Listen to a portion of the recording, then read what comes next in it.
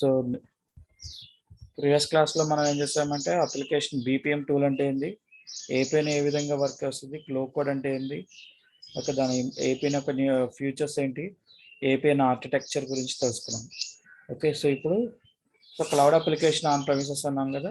So cloud application అంటే ఈ విధంగా ఒక యూఆర్ఎల్ ఇస్తారు. ఓకే, ఈ యూఆర్ఎల్ ఇచ్చేసిన తర్వాత అగ్రీ అని క్లిక్ చేసాం అనుకోండి.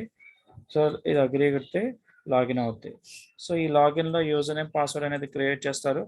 ఓకే, సో ఇది క్రియేట్ ఇచ్చిన తర్వాత జస్ట్ సైన్ ఇన్ అని కొట్టామంటే సైన్ ఇన్ అయిపోద్ది. సో లాగిన్ అయిన వెంటనే మనకి స్క్రీన్ డిస్ప్లే అవుతుంది. సో ఈ విధంగా వస్తుంది. ఓకే, సో లాగిన్ స్క్రీన్ అవ్వగానే మీకు ఈ విధంగా కనిపిస్తుంది. సో ప్రజెంట్ ఈ వర్షన్ వచ్చేసి 22.1 వర్షన్. ఓకే, ఈ వర్షన్స్ గురించి ఎక్కడ చూడగలుగుతామంటే ఇక్కడ నావిగేషన్ బార్ ఉంటుంది. ఓకే, సో ఈ నావిగేషన్ బార్ బటన్ క్లిక్ చేసి ఇక్కడ అబౌట్ ఏపీఎన్ అని కొట్టామంటే సో అబౌట్ ఏపీఎన్ గురించి తెలుస్తుంది. ఓకే, 22.2 వర్షన్ రిలీజ్ అయింది, ఇది లేటెస్ట్ వర్షన్. ఓకే, సో కానీ మనం వర్క్ చేసేటప్పుడు ఇది 22.2 వర్షన్ మాత్రం ఉండదు. ఓకే, ఓల్డ్ వర్షనే ఉంటుంది. ఓకే, ఎందుకంటే రిలీజ్ చేసిన తర్వాత ఒక 6 months 3 months వెయిట్ చేస్తారు. ఎందుకు అంటే సో ఇచ్చిన వర్షన్లో ఏమైనా బగ్స్ ఉంటే వాటిని ఫిక్స్ చేసుకునే టైం డ్యూరేషన్ పర్పస్ కోసం అది. ఓకే, సో ఇక్కడ రైట్ సైడ్ మీకు లింక్స్ ఉంటాయి, రెఫరెన్సెస్ లింక్స్. ఓకే, సో ఇక్కడ వ్యూ రిలీజ్ నోట్స్ అనే ఆప్షన్ ఉంటుంది, క్లిక్ చేసామనుకోండి. సో ఈ 22.2 వర్షన్ యొక్క ఇన్ఫర్మేషన్ ఏముందని సో మనకి కనిపిస్తుంది. ఓకే, రెఫరెన్సెస్ లింక్స్ అంటది. సో ఈ రెఫరెన్సెస్ లింక్ చూడండి. సో దీనిలో ఏమేమి ఫీచర్స్ ఉన్నాయో ఆ రిలీజ్ నోట్స్ ఇన్ఫర్మేషన్ చూపిస్తున్నాడు. మీరు ఏ వర్షన్ అయితే ఇంటర్వ్యూలో చెప్తారో వర్క్ చేశానని ఆ వర్షన్ గురించి దానిలో ఇంపార్టెన్స్ కొన్ని పాయింట్స్ మీరు నోట్ డౌన్ చేసుకోవాలి కంపల్సరీగా. ఓకే,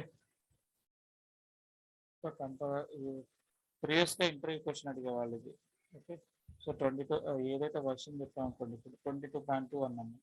సో ఇక్కడ చూడండి ఇక్కడ ఉన్నాయి ఇప్పుడు ప్రజెంట్ 20.3 నుంచి సో 22.2 దాకా ఉంది.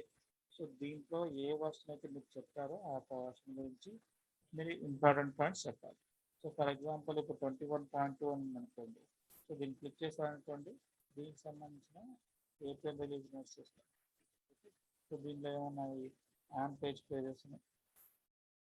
ఇక్కడ సైడ్ ఇండెక్స్ చూడండి, సైడ్ ఇండెక్స్ ఉంటుంది. లో కోడ్ అంటే ఏంటి, ఆటోమేషన్ ఏమిటి, సో బిల్డింగ్ లో కోడ్ అంటున్నారు, డిప్లాయ్ మానిటరింగ్ అప్లికేషన్, మొబైల్ అన్నారు, ప్లాట్ఫామ్ ఇంప్లిమెంటేషన్స్ అన్నారు. సో వీటి మీద ఒక్కొక్క దాన్ని క్లిక్ చేస్తే సో ఆ క్లిక్ అయిన వాటిని ఓపెన్ అవుతుంది. సో లేదంటే స్క్రోల్ చేసుకుంటూ వెళ్ళచ్చు. సో దీంట్లో స్క్రోల్ చేసుకుంటారు చదువుకుంటూ అనుకోండి. సో దానిలో ఒక ఇంపార్టెంట్ ఫీచర్స్ గురించి చెప్తారు. సో వాళ్ళకి మోడలింగ్ అని చెప్పేసి ఉంది ఇక్కడ. సో దీన్ని ఏం చేస్తారంటే స్క్రీన్ రికార్డింగ్, ఇది రికార్డ్స్ అనే ఆప్షన్. సో దీని గురించి ఏం మార్చారు. అలా మీకు దీంట్లో ఈ ఇండెక్స్లో ఉన్న ప్రతి ఒక్క దాంట్లో నుంచి ఒక మెయిన్ ఇంపార్టెంట్ పాయింట్ ఒక్కొక్క దాని గురించి ఒక పాయింట్ తెలుసుకోవాలంటే సార్ ఒక 4 చెప్పారు, 1 or 2 3 చెప్పేటప్పుడు ఏంటంటే వాళ్ళు ఆపేయమంట. ఓకే, సో జస్ట్ ఏంటంటే మనం తెలుసుకోవాలి అంటే ఏ వర్షన్ వర్క్ చేస్తారో ఆ వర్షన్ గురించి ఇంపార్టెన్స్ కంపల్సరీ తెలుసుకొని ఉండాలి. ఓకే, సో ఇది మెయిన్ ఇంపార్టెంట్. సో ఇది ఏపీఎన్లో మనకి ఏ వర్షన్ అనేది ఒక బై డిఫాల్ట్ ఇది కంపెనీ ఇచ్చేది కాబట్టి సో ఈ ఏపీఎన్ ఇచ్చే వాళ్ళు ఎట్లా ఇస్తారంటే 22.2 అనే వర్షన్ ఇస్తారు. మనం వర్క్ చేసేటప్పుడు మాత్రం అయితే మనం చెప్పే కదా ఈ వర్షన్స్ అనేది డిఫరెంట్ అనేది ఉంటుంది. ఓకే, మ్యాక్స్ చెప్పుకుంటే 21.1 నుంచి చెప్పుకోవచ్చు, లేదా 20.4 నుంచి చెప్పుకోవచ్చు. ఈ వర్షన్స్ గురించి చెప్తాను. నెక్స్ట్ వచ్చేసి ఏపీఎన్ ఆర్పిఏ వర్షన్ కూడా ఉంటుంది. ఆర్పిఏకి సంబంధించిన వర్షన్ ఇచ్చారు. ఎగ్జిక్యూషన్ ఇంజిన్స్ అని చెప్పాం కదా. సో ఎగ్జిక్యూషన్ ఇంజిన్స్ 3 రన్నింగ్లో ఉన్నాయి. ఓకే, అప్లికేషన్ తర్వాత single configuration, post environment APN క్లౌడ్లో చేశారు. ఓకే, ఏపీఎన్ క్లౌడ్లో చేశారు. నెక్స్ట్ వచ్చి డేటా సోర్స్. సో ప్రజెంట్ మనం ఏ డేటా సోర్స్ యూజ్ చేస్తున్నారంటే ఏపీఎన్లో So JDBC APM, so MariaDB, ఏ వర్షన్ అంటే MariaDB కనెక్ట్ అవుతున్న సో ఇది వర్షన్ వచ్చి 10.6.8.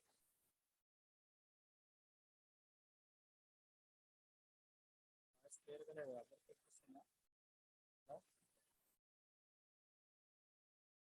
హలో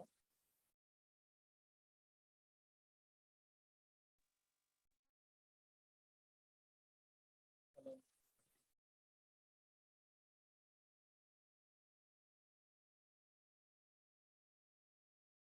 హలో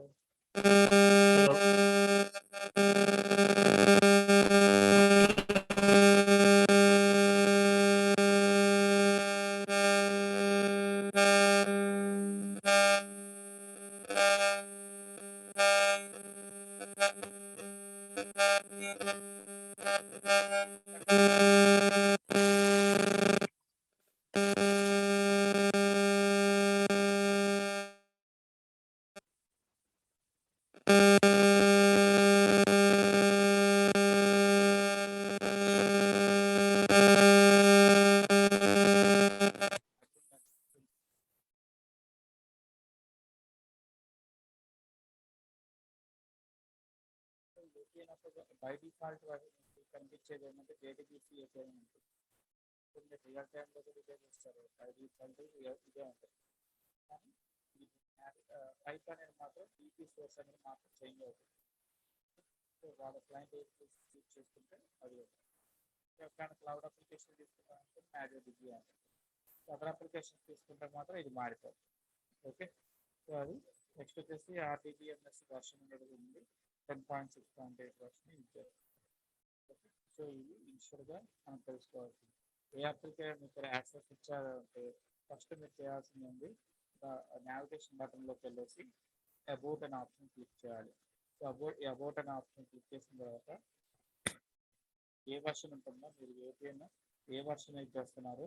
ఓకే, నెక్స్ట్ వచ్చేసి డేటా సోర్స్ ఏంటి దీన్ని ఫైండ్ అవుట్ చేయాలి కంపల్సరీగా. ఓకే, సో ఏమైనా క్వశ్చన్ జరిగినప్పుడు ఏ డీబీ యూజ్ చేస్తున్నామని మనం వాళ్ళని అడగకూడదు. Okay, by using this one ఇక్కడ మనం ఏంటంటే మనం ఈజీగా ఫైండ్ అవుట్ చేసుకోవచ్చు. నావిగేషన్ బటన్లో అబౌట్ ఏపీఎన్ అని కొట్టండి వస్తుంది. ఓకే, దీంతో పాటు మనకి ఇంకా కొన్ని ప్యానల్స్ ఆప్షన్స్ ఉన్నాయి. ఓకే, సో సైడ్ ఆబ్జెక్ట్స్ ఉంటాయి. సైడ్ ప్యానల్ ఇక్కడ బటన్ ఒకటి కనిపిస్తుంది మీకు. ఓకే, కొలాప్స్ అని చెప్పేసి సో ఈ బటన్ క్లిక్ చేశారనుకోండి మీకు ఇన్ఫర్మేషన్ కనిపిస్తుంది. రైట్ సైడ్ లెఫ్ట్ సైడ్లో మీకు ఈ ప్యానల్లో ఆప్షన్స్ ఉంటాయి. అబౌట్ అప్లికేషన్ ఒకటి ఉంటుంది, objects, deployment, monitoring, users. Okay, so వీటిలో మేజర్ మనం వచ్చేసి అప్లికేషన్స్. సో వీటిలో అప్లికేషన్స్ బై డిఫాల్ట్ సెలెక్ట్ అవుతుంది ఇది. సో ఈ అప్లికేషన్స్ ఏముంటాయంటే మనం క్రియేట్ చేసిన అప్లికేషన్స్ అన్ని ఇక్కడే ఉంటాయి. సో టోటల్ 47 అప్లికేషన్స్ ఉన్నాయి అట్ ప్రజెంట్. ఈ 47 అప్లికేషన్స్ ఒక ఇన్ఫర్మేషన్ మనం చూడొచ్చు, కానీ మనం దీన్ని ఏం మోడిఫికేషన్ అన్ని చేయలేము. సో యాక్సెస్ అనేది ఉండదు కాబట్టి మనం మోడిఫికేషన్ చేయలేము. చేసామనుకోండి ఒకవేళ మీ పేరు పడిపోద్ది. సో ఏ అప్లికేషన్ లోపలికి వెళ్ళేసి మీ ఏమైనా అడ్జస్ట్మెంట్స్ చేశారనుకోండి, సేవ్ అని క్లిక్ చేస్తే మీ నేమ్ అనేది డిస్ప్లే అవుతుంది. అప్పుడు ఏమవుతుందంటే మళ్ళీ సో ఎందుకు ఏమేమి చేంజెస్ చేసామని క్వశ్చన్ వేస్తారు. ఓకే, సో అందుకని కాబట్టి మీరు కంపల్సరీగా ఈ అప్లికేషన్ యొక్క ఆబ్జెక్ట్స్లో ఏవైతే చేస్తున్నారో అనేది మీరు ఫైండ్ అవుట్ చేసుకొని తీసుకోవాలి. సో మీరు ఇనిషియల్గా లాగిన్ అవగానే అప్లికేషన్ ఓపెన్ అవుతుంది. సో మీ ఏదైతే అప్లికేషన్ మీ ప్రాజెక్ట్ ఏది ఉందో ఆ ప్రాజెక్ట్ మీకు యాక్సెస్ ప్రొవైడ్ చేస్తారు. సో దాన్ని క్లిక్ చేసి అప్లికేషన్ నేమ్ చెప్పినప్పుడు సో ఫర్ ఎగ్జాంపుల్ ఇక్కడ జాబ్ రెస్పాన్సిబిలిటీస్ అనేది సో ఇది మీ ప్రాజెక్ట్ అనుకోండి. ఇది క్లిక్ చేసి సో మీరు లాగిన్ ఓపెన్ చేసుకుని ఆబ్జెక్ట్స్ ఏమున్నాయో చూడొచ్చు. ఓకే, సో బ్యాక్ రావాలంటే బ్యాక్ ఆప్షన్ ఉంటుంది, బ్యాక్ వచ్చేయచ్చు. సో ఇవి దీంట్లో ఉన్న ఆప్షన్స్. నెక్స్ట్ వచ్చేసి objects.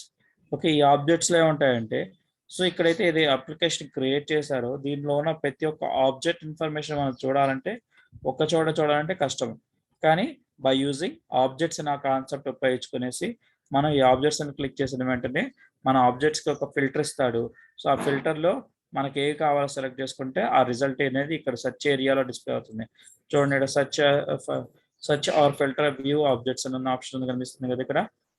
Search filter magnifier symbol. So ఇక్కడ మనం చూడగలుగుతాం. సో మీకు బై డిఫాల్ట్ ఇది ఎంటీగానే ఉంటుంది.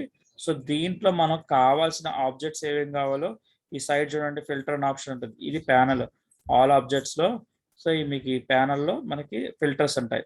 సో ఈ ఫిల్టర్స్ ఇవన్నీ, సో ఈ ఆబ్జెక్ట్స్ తోనే మనం వర్కింగ్ చేసేది.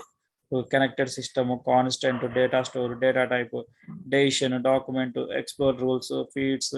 సో వీటి గురించే మనం వర్క్ చేస్తాం. మోస్ట్ ఆఫ్ ది వర్క్స్ ఏవే ఉంటాయంటే interface, process models, next expression rules.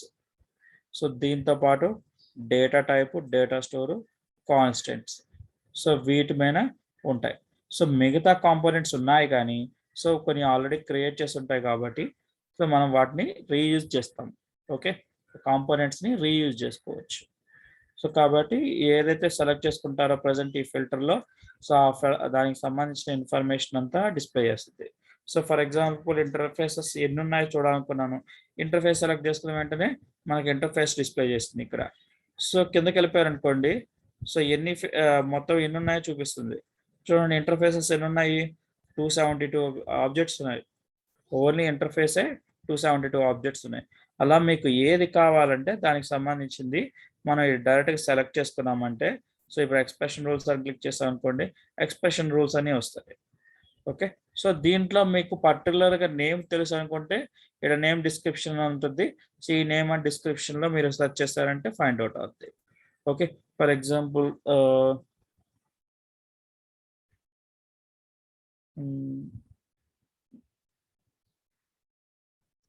So ఇక్కడ ఏఎన్ అప్లికేషన్ సంబంధించి ఉన్నాయి. ఓకే, ఏఎన్ అని చెప్పేసి ప్రిఫిక్స్ ఇచ్చినారు. సో ఈ అండర్ స్కోర్ తర్వాత ఉండేది నేమ్ ఇది. సో ఏఎన్ ఇక్కడ అండర్ స్కోర్ ముందు ఉండేది అప్లికేషన్ ప్రిఫిక్సెస్ ఉంటాయి. ఓకే, ఫర్ ఎగ్జాంపుల్ ఏఎన్ అని టైప్ చేసి ఎంటర్ కొట్టారనుకోండి, సో ఇప్పుడు ఎంటర్ కొట్టిన వెంటనే ఏఎన్కి సంబంధించిన అన్ని వచ్చేస్తాయి. ఓకే, ఏఎన్లో ఏమేమి ఆబ్జెక్ట్స్ ఉన్నాయి, ఎక్స్ప్రెషన్ రూల్స్ 179 ఉన్నాయి దీనిలో. ఓకే, సో ఏఎన్ అంటే ఏమవుతుందంటే ఇక్కడ ఏఎన్ అన్నప్పుడు ఎక్కడున్నా కానీ తీసుకుంటుంది. ఇది ఓన్లీ పర్టికులర్గా ఏఎన్ అనేది ఒక చోట తీసుకోవట్లేదు. ఏఎన్ అనేది నేము, డిస్క్రిప్షన్లో ఉన్నాయన్నీ తీసుకుంటుంది. అంటే ఇక్కడ ఉన్న ఏఎన్ తీసుకుంటుంది, ఇక్కడ ఏఎన్ అని అంటే ఏంటంటే అది డిస్ప్లే చేస్తుంది. అందుకనే ఈ మనకి వచ్చేసి 179 రికార్డ్స్ వచ్చాయి.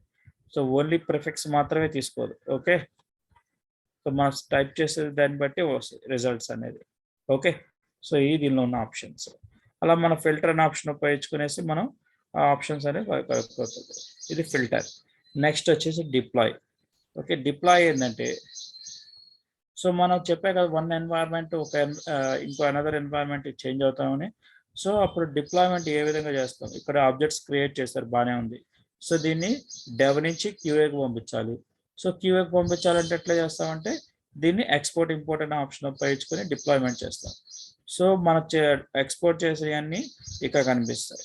చూడండి గ్రీన్ కలర్ ఉన్నాయంటే మనం ఎక్స్పోర్ట్ చేసిన ఫైల్ అన్ని పర్ఫెక్ట్గా ఉన్నట్టు. సో ఇక్కడ అమెజాన్ డాక్యుమెంట్స్ అని ఉంది, మేనేజ్మెంట్ LHS అని చెప్పేసి. సో ఇది ఎర్రర్ వచ్చింది అంటే ఇది కంప్లీట్ కాలేదు, అంటే కొన్ని ఎర్రర్స్ ఏదో ఉన్నాయి కాబట్టి దీనిలో ఫుల్ ఆబ్జెక్ట్స్ అనేది ఇంపోర్ట్ కాలేదని మీనింగ్. ఓకే, సో అలా మనం గ్రీన్ మార్క్ ఉందనుకోండి, సో మొత్తం అప్లికేషన్స్ అంతా ఫుల్ ఫ్లెడ్జెడ్గా డౌన్లోడ్ అయినట్టు. ఓకే, అవి దీనిలో డిప్లాయ్మెంట్లో ఉన్న ఆప్షన్స్. నెక్స్ట్ వచ్చేసి మానిటర్. ఓకే, ఈ మానిటర్ ఏంటంటే మనకి ఇప్పుడు ప్రజెంట్ ఎక్కడ ఉన్నాము, అప్లికేషన్స్లో ఉన్నాము. అప్లికేషన్స్ అంటే ఆల్ అప్లికేషన్స్. చూడండి కావాలంటే అప్లికేషన్స్ అని క్లిక్ చేసామనుకో మనకి ఇక్కడ ఎన్ని అప్లికేషన్స్ కనిపిస్తున్నాయి, 47 అప్లికేషన్స్. ఈ 47 అప్లికేషన్స్ ఏ ఆబ్జెక్ట్స్లో ఏమి రన్ చేశారో మొత్తం అంతా మానిటరింగ్ అనేది మనం ఇక్కడ మానిటరింగ్లో చూడొచ్చు. ఓకే, మానిటర్ అని క్లిక్ చేసిన వెంటనే ఇక్కడ మానిటరింగ్లో కనిపిస్తుంది. మానిటరింగ్లో ప్రాసెస్ యాక్టివిటీస్ అని ఉంటుంది, background activities.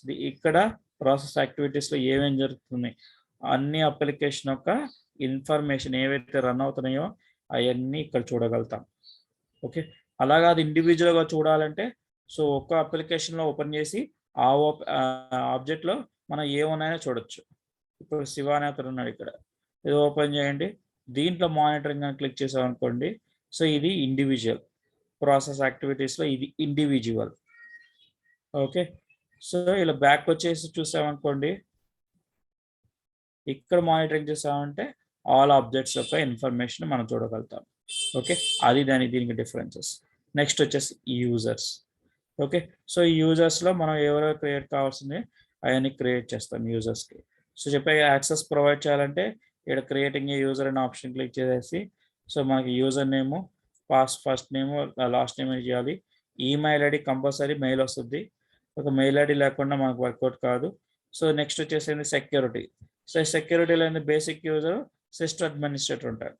Okay, basic user అంటే టెస్టింగ్ చేసేయడానికి. ఓకే, సిస్టమ్ అడ్మినిస్ట్రేటర్ అంటే ఫుల్ యాక్సెస్ ఉంటుంది, అంటే డెవలప్మెంట్ చేయగలుగుతాడు అతను. ఓకే, ఏదైనా అప్పుడు అప్లికేషన్లో మీకు ఒక యూజర్ క్రియేట్ చేయమని అనుకోండి, సేమ్ ఇంతే విధంగా.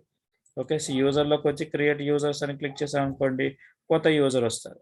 సో ఈ కొత్త యూజర్లో యూజర్ నేమ్ ఏదైతే ఇస్తారనుకుంటున్నారో ఆ యూజర్ నేమ్తోనే లాగిన్ అవుతున్నాం. ఇనిషియల్గా నేను లాగిన్ అయ్యాను చూడండి, అక్కడ నేను అనిల్ అని ఇచ్చినాను. సో ఇది ఎక్కడ ఇచ్చామంటే ఇక్కడ ఇస్తేనే అనిల్ వస్తుంది. Okay, next first name, last నేము, ఈమెయిల్ ఐడి ఇచ్చాను. ఓకే, నెక్స్ట్ సెక్యూరిటీ టైపు, ఈ బేస్ 2 టైప్స్ ఉంటాయి. So basic, system administrator. System administrator select చేసుకొని ఒక యూజర్ నేమ్ పాస్వర్డ్ ఇస్తాను. సో ఆ యూజర్ నేమ్ పాస్వర్డ్ తోటి మనం ఇచ్చేసి క్రియేట్ అని క్లిక్ చేస్తాం అనుకోండి, యూజర్ అనేది క్రియేట్ అయిపోతుంది. ఓకే, సో ఇవి దీనిలో ఉన్న ఆప్షన్స్. సో మళ్ళీ అప్లికేషన్స్ అని క్లిక్ చేస్తాం అనుకోండి, అప్లికేషన్లోకి వస్తాం. ఓకే, ఎంతవరకు డౌట్స్ ఉన్నాయా?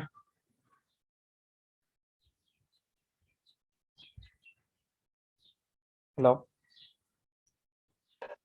No sir. ఓకే, సో ఇవి దీనిలో ఉన్న ఆప్షన్. సో నెక్స్ట్ వచ్చేసి రేపు అప్లికేషన్ ఏ విధంగా క్రియేట్ చేయడము, సో ఇంకా నుంచి కంటిన్యూషన్ అయిపోద్ది. ఓకే, సో రేపు చెప్తాను. ఈమె అప్లికేషన్ ఇక్కడ నుంచి స్టార్ట్ అవుతుంది. ఆబ్జెక్ట్స్ క్రియేట్ చేసుకోవడము, సో అప్లికేషన్ క్రియేట్ అయిన తర్వాత ఏమేమి క్రియేట్ చేయాలి, బేసిక్గా సిస్టంలో ఫ్రమ్ స్క్రాచ్ అనేది మీకు ఏ ప్రాజెక్ట్లో దొరకదు. కానీ ఒకవేళ ఫ్రమ్ స్క్రాచ్ వచ్చిందనుకోండి, ఏ విధంగా మనం క్రియేట్ చేయాలి అనేది కూడా తెలుసుకొని ఉండాలి. సో దానికోసమే అప్లికేషన్ క్రియేట్ అయిన తర్వాత ఏమేమి బెస్ట్ ప్రాక్టీసెస్ ప్రకారంగా, సో ఏ విధంగా ఏమేమి క్రియేట్ చేయాలి, ఫోల్డర్స్ క్రియేట్ చేయాలి, కొన్ని సెక్యూరిటీ ఒకటి, ఫోల్డర్స్ ఒకటి క్రియేట్ చేయాలి. ఓకే, అప్లికేషన్ క్రియేట్ చేసిన తర్వాత సో ఈ కంపల్సరీ క్రియేషన్ చేసిన తర్వాత వాటికి అసైన్ చేయాలి. ఓకే, సెక్యూరిటీ అనేది దీనికి అసైన్ చేయాలి అప్లికేషన్కి. ఓకే, బై డిఫాల్ట్గా వస్తుంది, మాన్యువల్గా మనం క్రియేట్ చేసుకుంటాం. కానీ క్రియేట్ చేసేటప్పుడు మనం మాన్యువల్గానే క్రియేట్ చేసుకుంటాం. ఓకే, సో వీటి గురించి, సో అప్లికేషన్ క్రియేషన్ ఎలాగా, సెక్యూరిటీ ఫోల్డర్స్ సెక్యూరిటీ ఎట్లా క్రియేట్ చేయడం అనేది రేపు చెప్తాను. సో ఓకే, ఇంతవరకైనా డౌట్స్ ఉన్నాయా?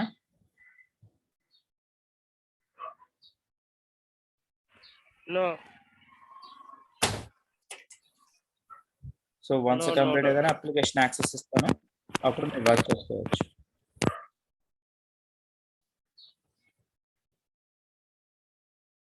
ఓకే.